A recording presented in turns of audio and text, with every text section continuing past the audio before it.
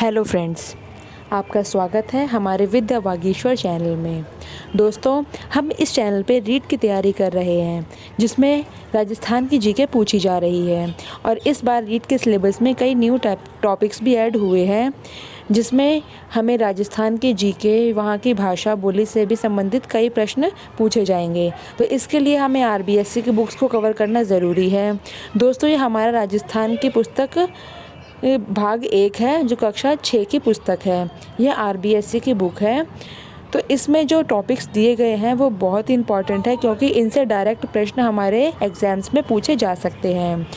इस बुक में कुल 10 पार्ट दिए गए हैं जिसमें सबसे पहला पार्ट है राजस्थान एक परिचय।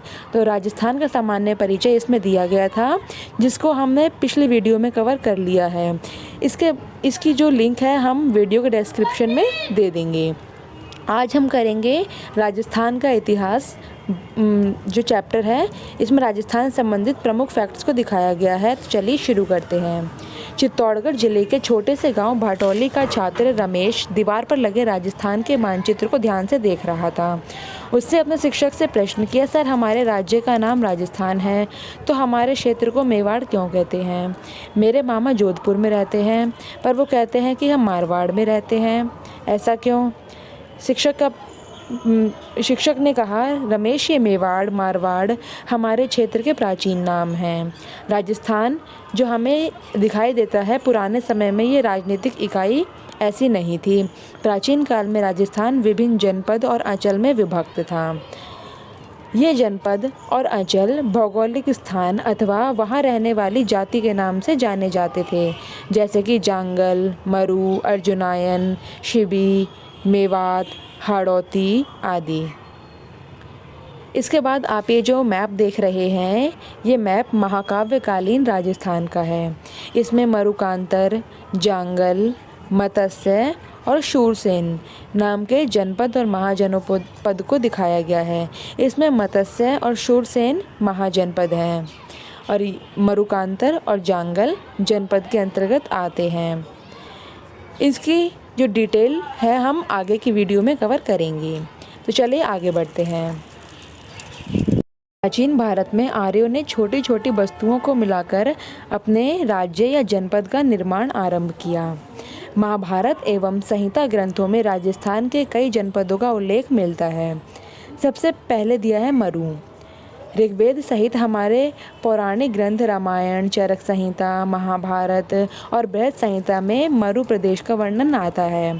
मरु प्रदेश आर्यों का प्रारंभिक जनतंत्र था। वर्तमान में बीकानेर, नागौर, चूरू, गंगानगर, जैसलमेर और बाड़मेर के कुछ भाग इसमें शामिल हैं। कालांतर में ये क्षेत्र में कुछ विस्तार के साथ कुरु, मद्र और जांगल नाम के जनपदों का निर्माण हुआ। उसके बाद है जांगल। इस जनपद में वर्तमान बीकानेर, नागौर एवं जोधपुर का कुछ भाग आता था। इसकी राजधानी अहिछत्रपुर थी जिसका साम्य वर्तमान रूप जो है वो नागौर प्रतीत होता है। पौराणिक आख्यानों के अनुसार यादव वंश के बलराम और श्री कृष्ण द्वारका जाते समय इसी क्षेत्र से गुजरे थे। मत्स्य जनपद का उल्लेख ऋग्वेद में मिलता है। महाभारत में मत्स्य जनपद की राजधानी विराटनगर, जो अब वर्तमान में बैराट है, थी। यह जनपद अलवर और जयपुर के मध्य स्थित था। इस स्थान का वर्णन चीनी यात्री युएन चांग ने भी किया है। तो यह था मत्स्य जनपद। इस नक्शे में आप देख रहे हैं प्रत्योत्तरकालीन राजस्थान को दिखाया गया है। सबसे दक्षिण में शिवी, फिर मालव, अर्जुनायन और सबसे उत्तरी भाग में योद्धे को दिखाया गया है। तो इनकी जो स्थिति है ये आपको याद रखनी है। इसके बाद है शूरसेन। राजस्थान के भरतपुर, धौलपुर तथा करौली के अधिकतर भूभाग प्राचीन शूरसेन जनपद में सम्मिलित थे। ये भाग आपको याद रखने हैं कि कौन सा जनपद में कौन कौन से स्थान आ रहे हैं। इस जनपद की राजधानी मथुरा थी। तो सभी की राजधानियाँ भी याद रखना ज़रूरी है। 4वीं शताब्दी ईसा पूर्व के यूनानी लेखकों ने सिकंदर के समय में शूरसेन या शौरसेन का उल्लेख किया है। बयाना प्रशस्ति में भी शूरसेन नामक राजवंश का वर्णन मिलता है। सिकंदर का आक्रमण के पश्चात अपनी स्वतंत्रता को सुरक्षित रखने को उत्सुक पंजाब और टक्क की कुछ जातियां राजस्थान में आकर बस गईं। इनमें अपने साहस और शौर्य के लिए जो प्रसिद्ध मालव, शिवी, अर्जुनायन जातियां थी, यह प्रमुख थी। अब हम पढ़ेंगे शिवी के बारे में। आधुनिक उदयपुर के पूर्व और पश्चिम और उत्तर के संभागीय प्रदेश में शिवी जातियों का आधिपत्य स्थापित था। इसीलिए यह शिवी जनपद के नाम से जाना जाता था। इसकी राजधानी माध्यमिका या माध्यमिका थी। इसके अवशेष हमें चित्तौड़गढ़ के पास नगरी नाम के गांव में मिलते हैं। इस भूभाग को मेदपाट या प्रागवाट भी कहते थे। अर्जुनायन भरतपुर और अलवर प्रांत के अर्जुनायन अपनी विजय के लिए प्रसिद्ध थे, अर्थात बहुत साहसी थे। अर्जुनायनों ने मालव के साथ मिलकर विदेशी शत्रुओं को भी परास्त किया था। इसके बाद है मालव। मालवों की शक्ति का केंद्र जयपुर के निकट नगर था, जो वर्तमान में टोंक जिले में स्थित है। कालांतर में ये अजमेर, टोंक और मेवाड़ क्षेत्र तक फैल गए। टोंक, प्रतापगढ़ एवं झालावाड़ के क्षेत्र मालव देश के अंतर्गत आते थे। मालव के दिग्गज का यूप अभिलेख नानसा यानी कि भीलवाड़ा में लगा है। इसके बाद है यौध्य। राजस्थान के उत्तरी भाग का यौध्य, जो हमने अभी नक्शे में देखा था, यह एक शक्तिशाली गणतंत्री कबीला था। संभवतः यौध्यों ने ही उत्तरी राजस्थान से कुषाण शक्ति को समाप्त किया था। गुप्त काल तक भी ये गणतंत्रीय व्यवस्थाएं अपने अपने क्षेत्र में बनी रहीं। ऐसा प्रतीत होता है कि गुप्त सम्राटों ने इन्हें अर्ध आश्रित रूप में बनाए रखा, परंतु 5वीं सदी के बाद ये हूण आक्रमणों ने यहाँ की गणतंत्रीय जनपद व्यवस्था को समाप्त कर दिया। बृहद संहिता नामक ग्रंथ में इनके पतन की चर्चा की गई है। इसके बाद ये जनपद अन्य नाम और सीमाओं को लेकर सामने आते हैं, जैसे मेवाड़, वागड़, मारवाड़, हाड़ौती, ढूंढाड़ और मेवात। तो यह था यौध्य क्षेत्र। यह भी एक गणतंत्रीय कबीला था। आगे चलते हैं। मेवाड़। प्राचीन शिवी जनपद वाले क्षेत्र को मेवाड़ कहा गया। आधुनिक उदयपुर, चित्तौड़गढ़, प्रतापगढ़, राजसमंद, भीलवाड़ा जिले के जो क्षेत्र हैं, ये मेवाड़ के अंतर्गत आते थे। इस क्षेत्र पर 7वीं शताब्दी के आधुनिक राजस्थान के निर्माण तक गुहिल सिसोदिया वंश का राज्य रहा। इसके बाद है वागड़। राजस्थान में 2 क्षेत्र वागड़ के नाम से जाने जाते थे। एक डूंगरपुर बांसवाड़ा और दूसरा पिलानी के पास नरहड़, भादर, नौहर तथा कन्नड़ा का क्षेत्र। किंतु अधिकतर दक्षिणी राजस्थान के डूंगरपुर बांसवाड़ा के ही भूभाग को वागड़ या वागड़ कहते हैं तथा इसकी बोली को वागड़ी कहा गया। तो वागड़ की बोली थी वागड़ी। अगला है मारवाड़।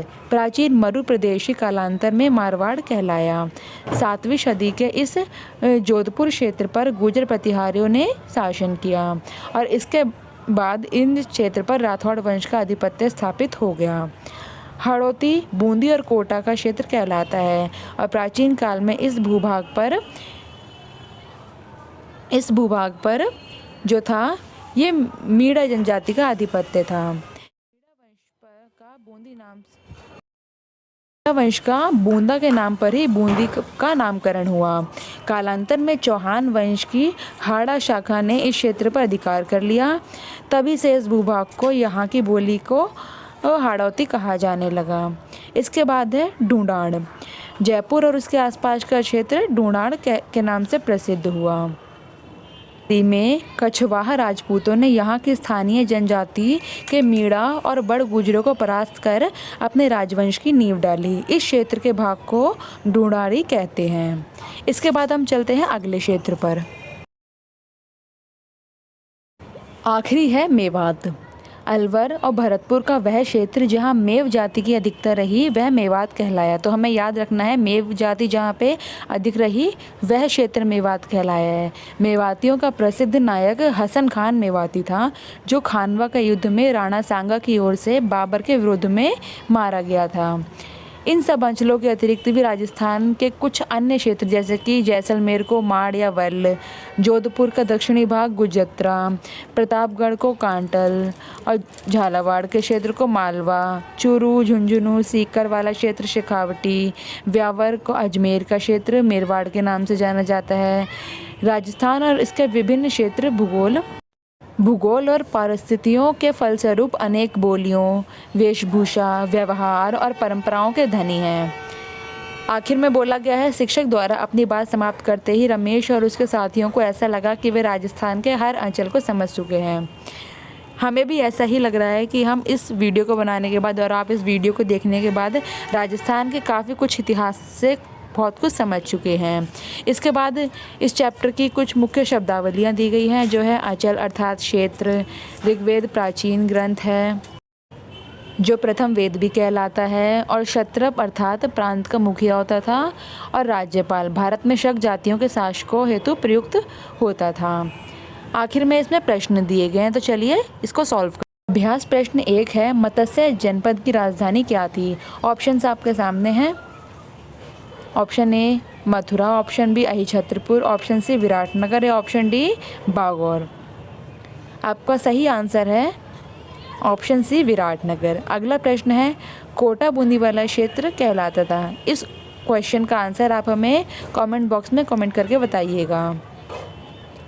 चलिए धन्यवाद, मिलते हैं नेक्स्ट वीडियो में चैप्टर 3 के साथ। धन्यवाद। Share and subscribe.